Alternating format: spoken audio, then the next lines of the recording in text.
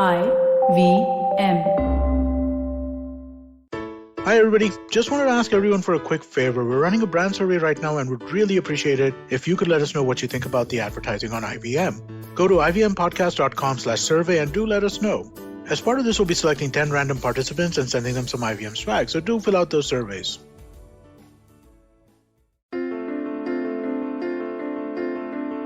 This is Storytellers and Storysellers live on tape. You're listening to Vineet Kanabar on the IVM Podcast Network. We're still doing Podcast Month. If you are just tuning in, scroll back up and check out all the great podcasters we've been talking to all this month. There's Nikesh Murli from Indian Noir. There's Keshav Chaturvedi. There's the News Kids on the blog. There's a host of them who are doing some amazing podcast work. On today's episode, we are also talking to an amazing podcaster. But she's not just a podcaster, right? She's a writer, a poet, a performer, and so much more. Please say hello to Megha Rao, who hosts the wonderful Poems to Come Down To. Hi, Megha. Great to have you on the show. Hi, Vineet. Thank you so much for having me here. I'm going to do like a quick further introduction and then we'll get down to talking. To quote The Wire about Megha, while the world is hell-bent on working and earning to the point of burning out, Rao advocates giving time to oneself and slowing down to enjoy every moment. She takes down the almighty rat race that pits humans against each other for little slivers of capitalistic success. More importantly, she says it is okay not to be productive all the time. Megha, you should have said those words when I was growing up and I would probably choose a better life, right? But we'll come back on this right after these messages to talk to you about that loaded sentence and so much more. Very excited for this chat. Don't go anywhere. Come back after these messages on Storytellers and Storysellers. $100. That's all it takes to begin your journey with Bitcoin and Ethereum. No, really. With CoinSwitch, you can start investing in over 100 cryptocurrencies with just 100 rupees. On top of that, there are zero charges for deposits and withdrawals, so you can trade, buy, sell, however and whenever you want. All of this, plus their extremely intuitive interface, makes CoinSwitch the perfect app for beginners in the crypto space. But don't take my word for it. Just download CoinSwitch for free and try it out for yourself. If you'd like more information on cryptocurrencies, tune into A Show About Crypto with me, Rohan Joshi, my new adventure on IVM Podcasts. CoinSwitch, kuch to badlega. We're back. This is Storytellers and Storysellers. We've got Megha Rao from Poems to Come Down To. Megha, to get us started, why Poems to Come Down To? There's a multitude of reasons for that. First of all, Poems to Come Down To happened in a very organic way. Mm-hmm. Although in the beginning, when I thought of making a podcast, I was thinking about a lot of other things. And then the pandemic happened and I found myself writing a lot of poems that were about peace and, self-love and taking care of myself. And suddenly I realized, what if I just recorded them, put them into a podcast? Would that still be a podcast? Mm-hmm. So that's how Poems to Come Down To happened. And we picked the title because we thought that was the best way to describe what the podcast was about. It was every episode was a poem or two poems, or sometimes even three if there was a bonus poem in it. Right. But the central theme of all of it was basically this: a bunch of poems that would make you calm down, make you feel peaceful, make you feel a little better when you're going through a really terrible day. So, yeah. And it came at a time when so many people were going through a very terrible time. I mean, pandemic has not been easy on many of us, right? And even sans pandemic, this world is a hard place to live in, right? And as we have, more and more ways of coming down, of relieving stress, of figuring, our life out, what really struck me about the title of the podcast and the podcast itself is it's such an escape from everything around you, from the madness around you. Did you intend it to be like that, or is it something that came about from how people reacted to it? I think right from the start, I just kind of knew this is what I wanted to write about, because I remember when the pandemic started, my sister and I were stuck together and we were very confused because we didn't even know what to do with, we didn't know if we could go back. We had our cat with us. Everything was chaotic. And I remember she was going through a really tough time. She found it very hard to cope with. And I remember every evening we had our routine, we would watch Friends to get over, a day. We would sit in the balcony because they stopped letting us go downstairs to walk, of course. I mean, it was a very difficult time. So we would sit in the balcony of our little house and we would look outside wistfully. And I told her, if I were to make a podcast, what do you think it should be about? And she said, right now, I just want to escape this life. I want to escape this place. I want to escape this reality. And I think that put the seed of this podcast in my head. It was the idea that I was looking for. And I was also going through a tough time. So it was easy to write the poems that, make up poems to come down to.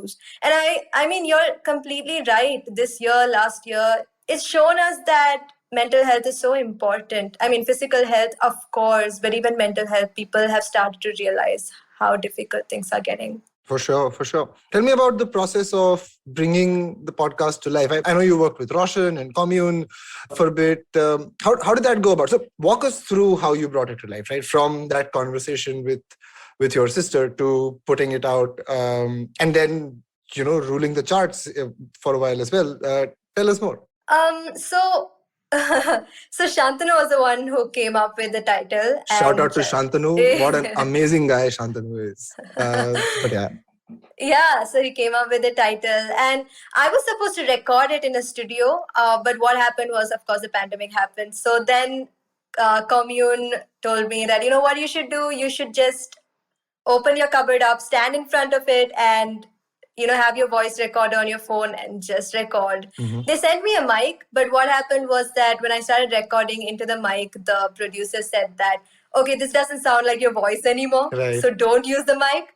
So that's what I did. I wrote my poems and then I taught myself how to perform them. So I would try performing a couple of times. I would practice. And then the next day when there's no noise, I would just, I would wake up in the morning and I call it my morning voice because usually my voice is not supposed to be that low, but in the podcast, it's a bit of a bass voice. So I know in the morning, my voice is a bit croaky. So that's what I do. I would record in the morning and I just perform the poem in front of my cupboard to my voice recorder on my phone. And that's about it. And I just send it to the producer. But before writing the poem, of course, I send it to a couple of people to, check if it's good. It has to go through approval, of course. Of course. I love it. I mean, the simplicity of it all is striking, right? All you need is stuff that you've written down, that you're confident enough to perform, and there's an outlet for it, and there's an audience for it, and there is such validation, such gratification, and such impact, right? Making a difference in people's lives. I love the simplicity of it. Let me ask you this, right? When you started as a creator, as a writer, were you already seeing yourself as a performer as well? Because there's so many different roles that you play, right? There's so many different art forms, if you may, that you create in, right? There's the writing of it all. Then there is the performance. Then there is the poetry recording. There's so much that you're doing, right? How did you start out, right? Talk to us about, the earliest days of your writing and how did you go about sort of figuring out the other facets and other aspects? It's a very confusing journey. Actually, I look back and I think, wow, how did I get here? This is so weird. Like, there's really no path. It's a zigzag path, to be honest. I never even saw myself writing poetry, to be honest. I've been writing for a long time. I was writing ever since, I think I started writing at 6. And oh, wow. I would write all these short stories and comic books, but never poetry. Even in college, I didn't like poetry. But then wait. We have to unpack that. You didn't like poetry. Why? No, because honestly, a lot of the the same reason why a lot of people now don't like poetry, right? They think poetry is difficult to understand and difficult to read, and it's just got so much going on in it, and it's hard to interpret. But reading a story is different. You just Right. read a story and you know what it's about. Right. But poetry, there's so much of reading between the lines happening there. That's what Sure. people think. And that's the same thing that I thought. I read Shakespeare, I read Keats, and I read Coleridge, and I thought, yeah, this is nice. As a literature student, I know I'm supposed to appreciate it, but I don't think I could really understand it. But then I was introduced to contemporary poetry, and that was only after I'd gone through my fair share of traumas in college. And when I stumbled upon poetry written by people who were just like me, poets who are from the postmodern era, I suddenly realized, wow, poetry could be confessional. Poetry could be Right. honest. You don't have to use difficult words. You can just, ultimately for me, poetry is just spilling your emotions out. And I really needed that. I needed that kind of catharsis. And I think that is what ultimately led me to Poems to Calm Down to, right? Like, I would never call myself a mental health poet. That's really weird. But I think mental health has been so important with a lot of things that I've written as a writer. I think it's been one of the major themes in my work because it's so important to me. And when I was being honest in my writing, it was like hanging your dirty laundry in public. That was what the poetry was all about. It was very confessional. There was a lot of dark stuff. So that's how I started writing poetry. And then performing, oh no, it was never in my mind at all. Podcasting, not at all. Like, now when I think about it, I'm like, podcast, what? I can't imagine myself. Yeah, but but yeah, I started performing once I moved to Bombay because Right. Commune reached out to me, and Roshan from Commune reached out to me, and I said no. And he said, okay, if you're not feeling comfortable, then can I ask someone else to perform your poetry? And I felt very possessive and I said no. So then I showed up in Bombay and I started performing, and that is how it goes. And how did that, talk us through that? And I know you're the right person to ask about pointing to specific emotions around that time. Talk us through that. So far, you've made the journey from not really liking poetry to, okay, poetry is really Loving great, poetry. Yeah. right? And not being comfortable with performing to getting like really good at it, to the extent that I'm in Love with This World was, I think, your sort of breakout viral performance as well. Talk us through that, right? The great Roshan Abbas obviously has an eye for talent like nobody does. Reaching out to you, you saying no, then the sort of ego prick that, oh, koi aur meri poetry perform karega, ye kaise ho sakta hai, right? And talk us through that state of mind and getting comfortable with performing. Well, the thing is, I had not even seen a lot of spoken word poetry. So when Roshan messaged me on Instagram after reading something I wrote, I thought, okay, who is this guy? First of all, I didn't know him. Okay, Oh, right. I didn't know anyone. I was a kid, and I was like, who's this dude? Then I go look at his profile and I say, Commune, what's that? I didn't know anything. But then when he said, okay, listen, do you want to perform? I said no. And he's like, are you feeling not comfortable? Like, are you shy? And I said, of course not. I'm not shy. And he said, then why? And I said, look, I'm in Kerala, you are in Bombay, so I don't think this is going to work out. And then he's like, what if I flew to Kerala and shot you performing? And I thought, okay, someone has so much passion for this, as much passion as I have for writing poetry.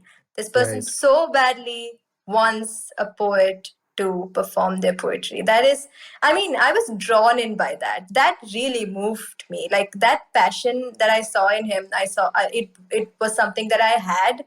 And that is one thing that kind of made me think overnight. I stayed up the whole night thinking, should I do this? Should I not do this? I'm an overthinker, so it really kept me up. And then I guess I made up my mind in the morning. I thought, okay, I'll give it a try.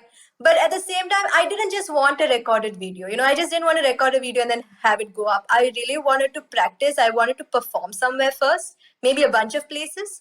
And I thought, I don't know many places like that in Kerala, so maybe I should move. I moved, I got a job, of course, because I always believe it's important to have your head in the clouds but your feet on the ground as For well. sure. So I got a job and I also reached out to Commune and I started performing. I performed a lot and then I recorded my videos. I reached out to a lot of other collectives as well, put out some videos. So that is how it happened. I still feel I don't feel too comfortable performing for the camera, to be very honest. I love performing for a crowd. I love writing, but cameras still make me a little uncomfortable. But I'm learning. I'm slowly learning. Wonderful. Two questions. Sorry, how old were you when this happened to you? Okay. Oh my God! Don't ask me about age. 23 maybe. Yeah, 23. Right. Yeah. And my second follow-up is, how did finally performing or seeing yourself perform and get good at it, how did that impact your writing? Well, for one, right now, I know how to write for audio Right. because I've been putting out episodes for the podcast often, and that's really exposed me to a very new kind of writing style. It's become simpler. I love that. Right. Apart from that, I think performing has also helped me write a lot more. And I don't know if this is because of performing or not, but I've learned to edit my work also. Sure. I think also because so many people are watching, you don't really want to put out mistakes there. Right. So it's been good. It's been great exposure. But the one beautiful thing about, performing your poetry is, well, you get one step closer to reliving a lot of emotions. And that's a very beautiful phenomenon. Like I've always found that really magical. And I mean, it's something that I really love. I know that. Love it. Love it. Let me ask you this, right? And again, you're someone who's seen different parts of India. It's also very interesting to think about it, right? Because Kerala and Bombay are like a Europe apart. Yeah. Right. Where do you draw from in your poetry, in your fiction? What's usually what's your locus, or what's the well that you draw from? Personal experiences for sure. And Mhm. I love the idea of identity. Mhm. That is something that I feel millennials always have trouble, that's something that we always get confused about. We're constantly learning who we are, identity in every way. So it was confusing for me because I grew up in Kerala, but also like I grew up in Singapore. Then I went to England to study. I've just always been confused about place. And then I moved to Bombay and I really loved it. And I thought, okay, I really love this place. Right. So I also feel scattered because I have been in too many cities. So as a young adult, that has really influenced my work. I take a lot of inspiration from every city I go to. It's Right. important to me. I am very good at observing. So whatever small thing that I see, I know that I don't look at it as a tourist. I almost look at it as someone who's lived there. Everything that I write, it comes from a place of vulnerable honesty. I always talk about what I feel. And I know that when I talk about what I feel, that automatically makes my work unique because I'm not taking it from anywhere else. I know I'm talking about my story, my narrative. So that is unique because I know I'm unique. So that is where I draw a lot of inspiration for my work. Apart from, of course, like people I read and people I listen to, that's there. But And what kind of stuff do you read or listen to? So I really love this poet called Arthur Rimbaud. And Right. and there's Joan Didion. She is an amazing writer. I love Arundhati Roy. I love. Yes. I read a lot. I read almost everything, to be honest. I read a lot of fiction. Non-fiction, I'm much slower with. But I do read non-fiction too. I love poetry. Poetry is, of course, I read poetry. I read Mary Oliver. There are a bunch of poets that I keep coming across and then picking up. And I always get really excited when I discover a new poet somewhere. There's this Right. magazine called Kinfolk that I really love. So I always come across new artists there, but whether it's like a performance artist or a writer or a poet, whatever. But it's a very beautiful magazine. That's Kinfolk, you said. Kinfolk. And even Granta is amazing. I love Granta. Of course, Yeah. Granta's lovely. Wow, man, that's a whole lot of different reading, different sources coming in. Before we head into the break, do you think reading is underrated currently? What are your thoughts on how much people are reading these days? Okay, that's very difficult to answer. I don't think people read enough, Right. but still it gives me so much hope when like I put something out there, a poem, and like there are people reading it. Honestly, so much of it has to do with our short attention span, and our short attention span has to do with our phones. Technology has literally killed our attention span. I don't see anyone starting a book and finishing it without reaching out for their phones. Even me, I'm not judging anyone. Even I do that. Like I remember when I was in high school, I would sit and read a book and I wouldn't even look at anything else. There's this book called Deep Work by Cal Newport, I think. It talks about how important it is to just give your 100% to whatever work that you're doing. It's going in deep, not staying at the shallow. But we are at the shallow constantly, and that's what's messing up our ability to read. So yeah, I think people aren't reading as much as they should. I'm always scared of people who say they write but they don't read. That scares me a lot. I hope that doesn't happen. But yeah, people should read more. It's such a beautiful thing to have a book, so people should read.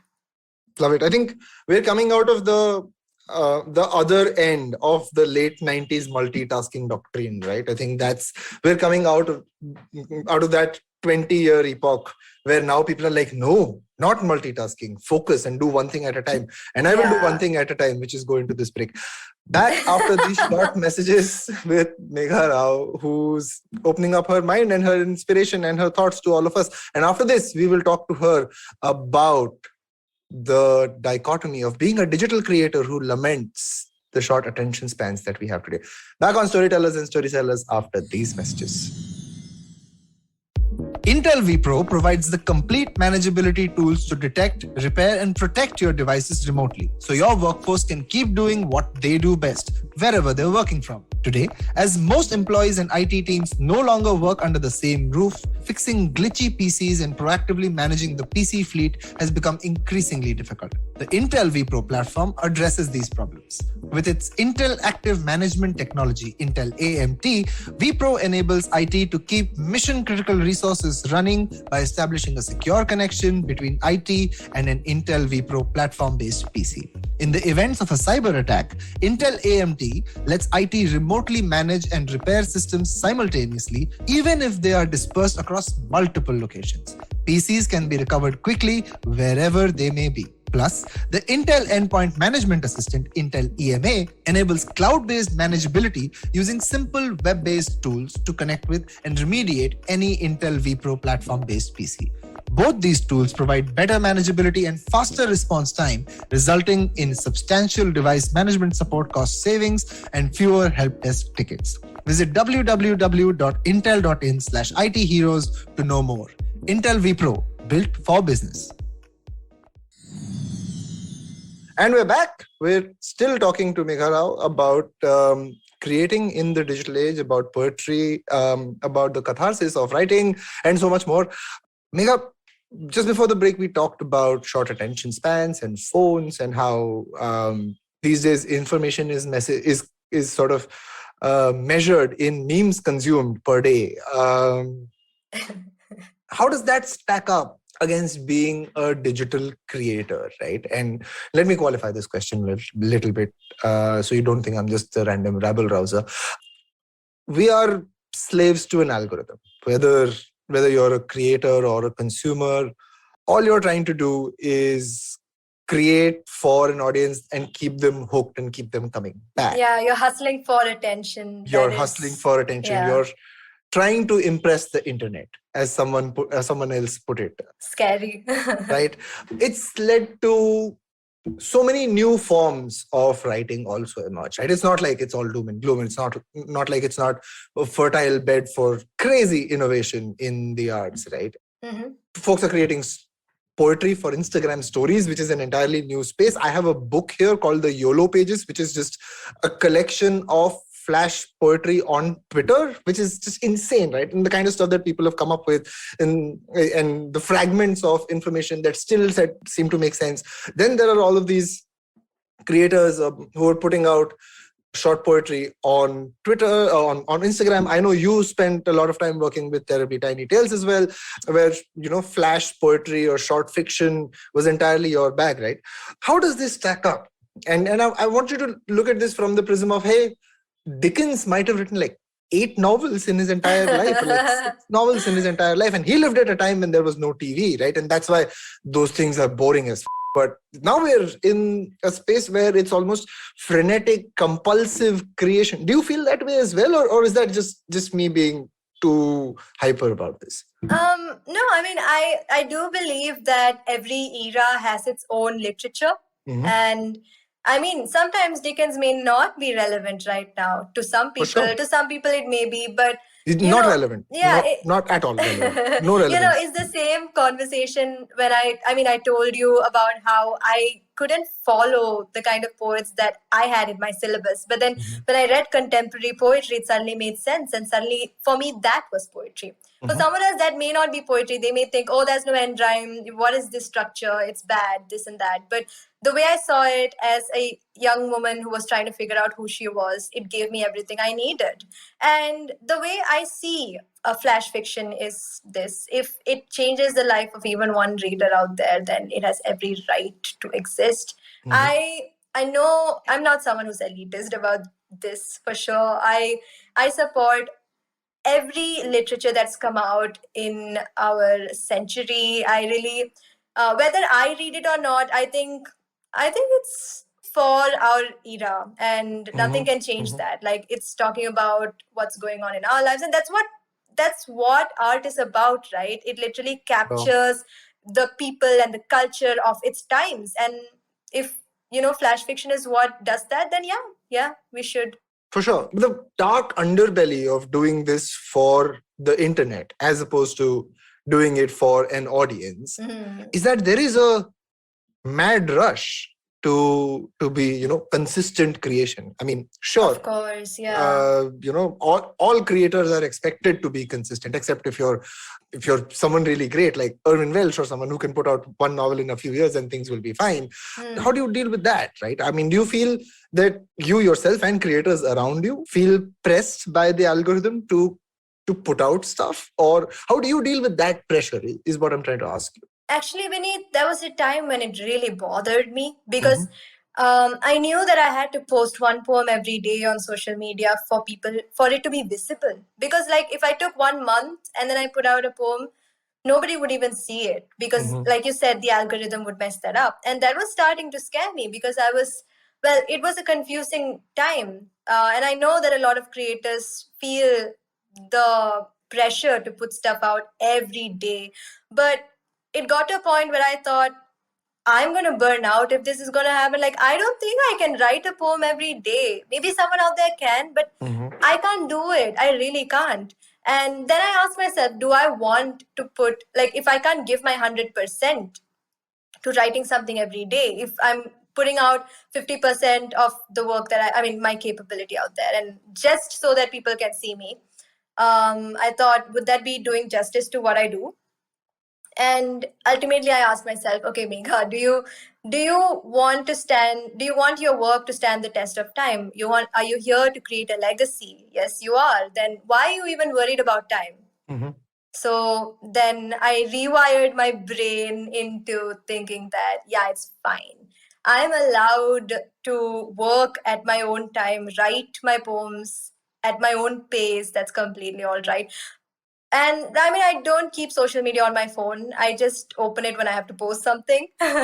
So that's another thing I've rewired my brain. It's addictive. So it is. Yeah, as a creator, I would say it's even more addictive because come on, there's this adrenaline rush that hits you when, you put something out, a lot of people like talking about it, but it's unhealthy. I would say it's unhealthy. At least for me, it's been unhealthy. So I try to stay away from it. Wonderful. I mean, I'm so glad to hear you say that you rewired yourself and you figured it out from the experience as well. Right? And I feel like that's something that more and more creators will end up doing too. You said something very interesting there, and I must applaud you in being humble enough to admit that you're here to create a legacy. A lot of people try to hide away and sort of shy away from the fact that their content has an impact and has to stand the test of time and has to create a legacy, right? What are you aiming for as legacy? And I know I'm asking you this when you're in your mid-20s, and we'll revisit this conversation 20 years later and see how far you've gotten. But yeah, what would you want to leave as your legacy as a creator? Honestly, after 1,000 years, years after I die, I want a young girl, a 13-year-old woman, to pick up my book, and it should still be relevant to her. She should still feel like Megha Rao wrote my diary. That is what I want. That is what I want to leave behind. I want to leave behind hope and beauty and warmth and light, and I want to leave behind change, and that's what I'm here for. That's my legacy. Wonderful. And in your time as a writer, for the past 20 years or so that you've been writing, since you said you started at 6. Oh, that's very accurate. I'm 26. Right. I mean, can you tell I'm an engineer? But now back to my question, right? What have been the moments that have made you feel, and if you can plot maybe 3 or 5 or whatever number of moments that come to your mind, that felt like, hey, I've discovered a little bit more of my voice through these moments, or through these artifacts that you've created, or through this art that you've created? There was this one time after my performance, I walked down, I was talking to, like people who read my work and watch or listen to my poems. And there was this girl who came up to me, and she just stood there and she was crying. And she was like, I don't know what to say. I've dreamt of this moment forever. Can I hug you? And honestly, to see a complete stranger crying because they found something through your work. I think that connection, that made me realize, it kind of made me realize that there was purpose to this. And I think that was a very big discovery for me, that this is the purpose of art. And it led me to my voice. It showed me that I had to be as authentic as possible. I had to leave my scars out there, and I had to talk about how, like Rumi says, I think it was Rumi, about, how, the wound is the place where the light enters. And I think it was just, there's so many taboos, and people don't talk about a lot of things in their families. Educational institutions don't even teach us how to be kind, how to take care of ourselves, how to not bully someone. But I think that's what poetry did. That's what these little incidents with the people who read my work, I don't want to call them fans. They are like friends to me. They are like family to me. It's like, I remember writing a poem where I said, some people are not related to you by blood, but they're related to you by the spilling of blood. We share the same wounds. And I think that led me to definitely, it got me closer to my voice. I knew I had to be as authentic as possible. Love it. I absolutely love it. Let me ask you the flip side, right? What have been your biggest challenges in finding that voice and in bringing it out? And I know there are so many that can just crop up, right? I mean, in the lived experience of a young woman in a country like India, there are challenges galore, right? But personally, what have been some demons you had to slay on your way? First of all, one was, of course, the inner voice that keeps, in college, I went through so much of bullying that every time I don't like what I write, there's this voice that, kind of, it's not insecurity. It's more like the voices of the people. It just, some of the things that they said comes back.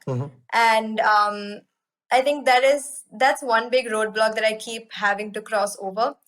Even with my writing, I feel like although it got me closer to my writing. I still feel like, sometimes you just feel, there are days where you just feel like, okay, this is not done, this is not it. Sometimes I feel like I write about the same things too often. I write about trauma so much. I think, Megha, will you really heal if you do this? Is this helping you, or is this like, standing in your way? So that's also been like, something that I keep questioning. Apart from that, like obvious socio-cultural situations, right? Like like you said, as an Indian woman, there have been so many challenges. Writing about certain things have triggered people, have made them reach out to you with some really hateful stuff, have, that's even made my own family very nervous. They're like, okay, don't write about this. Why don't you write about, like normal stuff like plants and flowers? And I'm like, no, I will write about these issues. Daffodils. Oh God. I'm like, how? Like, there's so many things to write. And that's what they say, right? Who told you that as a poet, you have to talk about these things? And I said, everything is political. There's nothing that's apolitical. Like, don't be weird. Amen. Yeah. So, and there are always going to be struggles along the way. But I don't look at them really. And what helps? I mean, I'm sure it's hard to find the strength to overlook all of that and overcome all of that within yourself, right?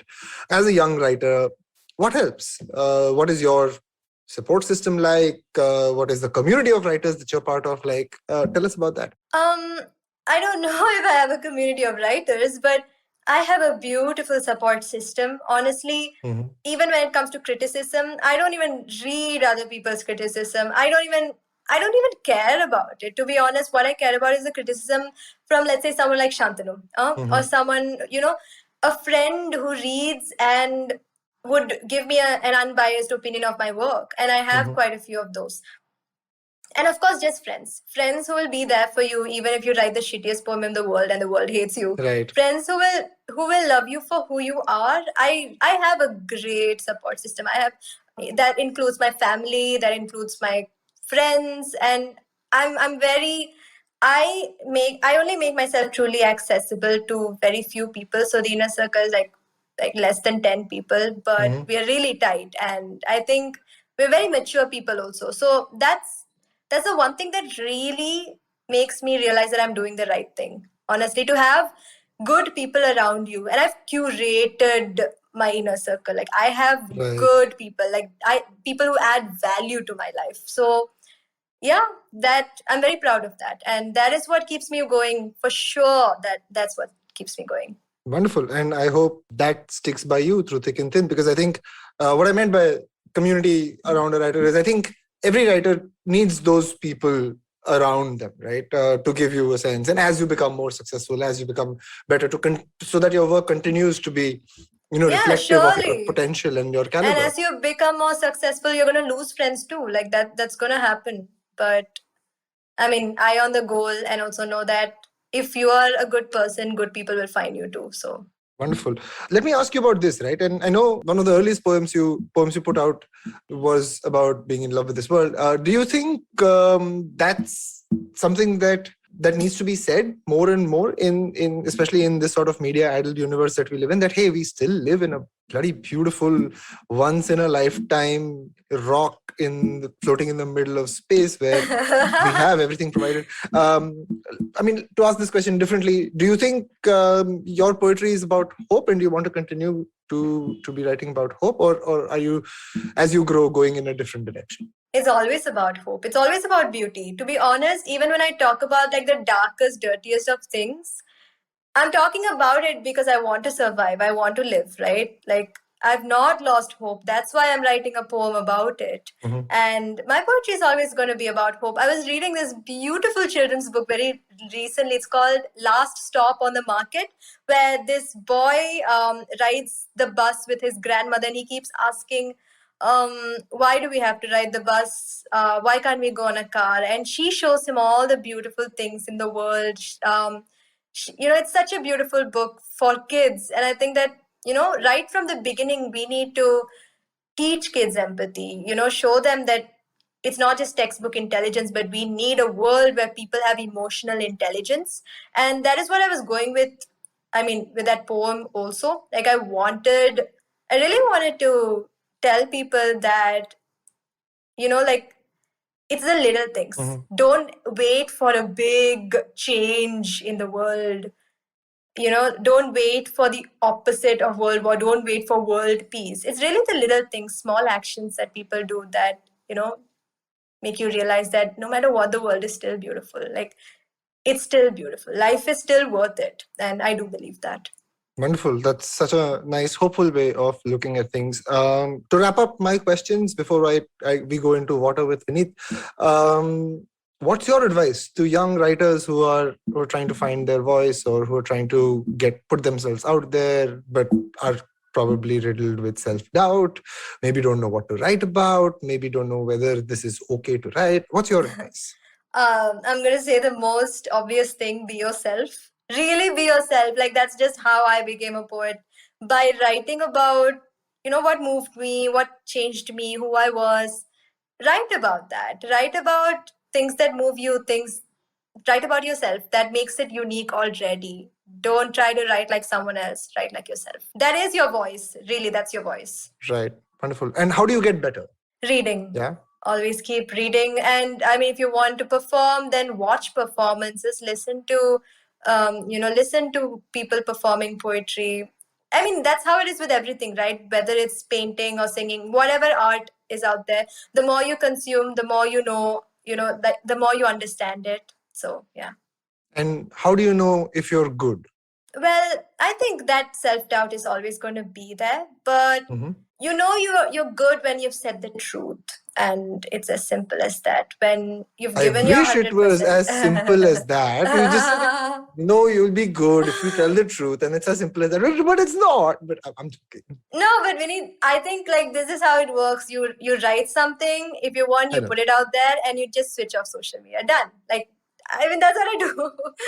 But honestly, really, I think every work out there has a takeaway, has something beautiful to say. So I don't think that's bad art. Bad art is art that teaches people the wrong stuff, teaches people to bully and like hurt other people. Good art, it's not about quality, it's about saying the right things. Sure. On that note, we will go into Water with Vineet. My first question. I need to tell you what that's about. Yeah. So Water with Vineet is my completely original, never seen before rapid fire segment.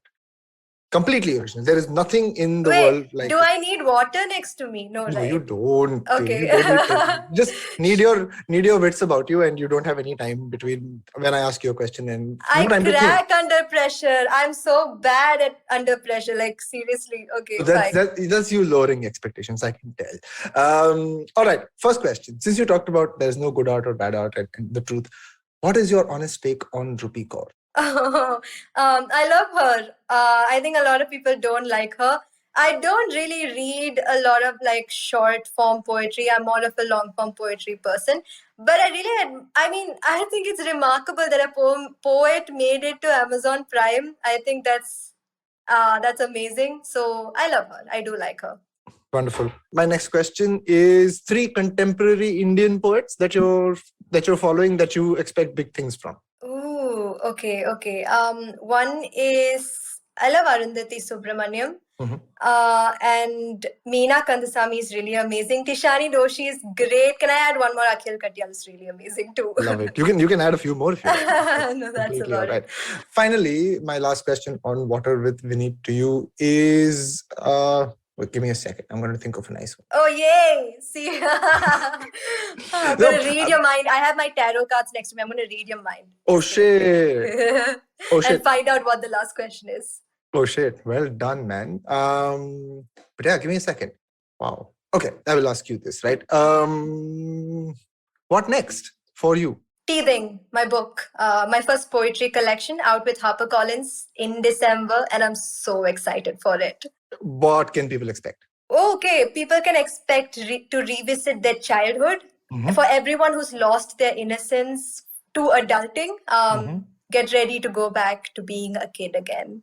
Oh shit, I'm looking forward to that. And that's it. That's Water with Vineet. That's my little segment. You had me stumped for a second. I had to think of. I feel victorious. Oh well. That was a wonderful chat. Thank you so much, Megha, for spending time with us. Thank you so much, Vineet. This is lovely. This is really lovely. Thank you so much. So thank you so much for saying that. I'm so glad you had fun.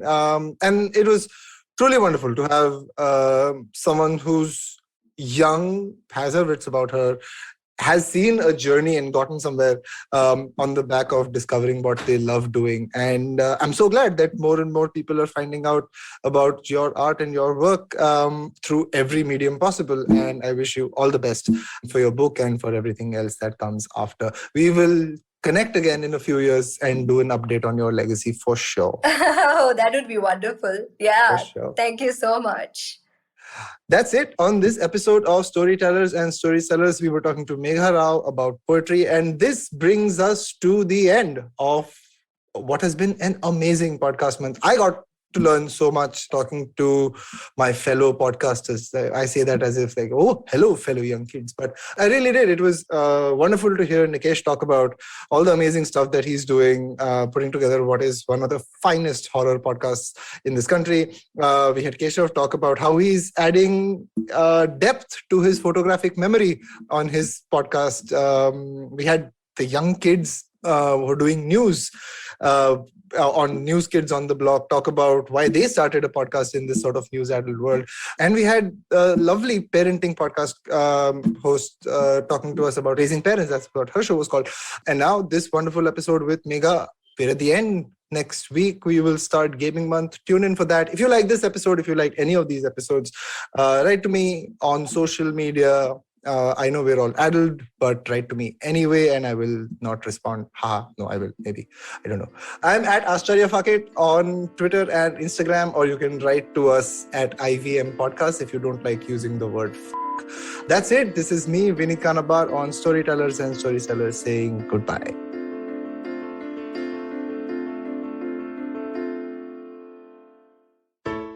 Hey everybody, it's been a great week on the IVM Podcast Network. On Cyrus Says, Chef Saransh Koila talks to Cyrus about his food show, Grand Trunk Rasoi, his experience as a guest judge on MasterChef Australia, and a whole lot more. On All Things Policy, Pratik Vagre talks to Sapni GK and Rohan Sheth to examine the fine print in the Apple versus Epic Games lawsuit. On a bonus episode of Paisa Vaisa, Anupam is joined by Sumit Chanda, CEO at Jarvis Invest. They discuss why investing directly in equity is a better proposition than other financial platforms. On Say No to Drama, Chetna slices through all the time-related nonsense that we throw at ourselves instead of using our time wisely. And on Audio Gyan, Shahina Attarwala from Microsoft talks to Kedar and Abhineet about her decade-long design career and why she likes to call herself a businesswoman with a designer's heart. Do follow us on social media. We're IVM Podcast on Twitter, Facebook, Instagram, and LinkedIn. And remember, if you're enjoying this show or any of our other shows for that matter, please do tell a friend. It really does help us. And finally, we'd like to thank our sponsors on the network this week: Cred, Bank of Baroda, Quota, CoinSwitch, Kuber, and Inter vPro. Thank you so much for making this possible. Do you like true crime stories? Do you like to learn about the people behind some horrible, awful crimes? More specifically, women that may have committed these crimes. Actually, Indian criminals that are women? Then we'd like to welcome you to our podcast, Misconduct. My name is Raghavi. And I am Nisha. We cover themes like murder, dacoity, drug trafficking, financial fraud, kidnapping, and many more. You can catch us every Wednesday on the IVM Podcast Network or wherever you get your podcast.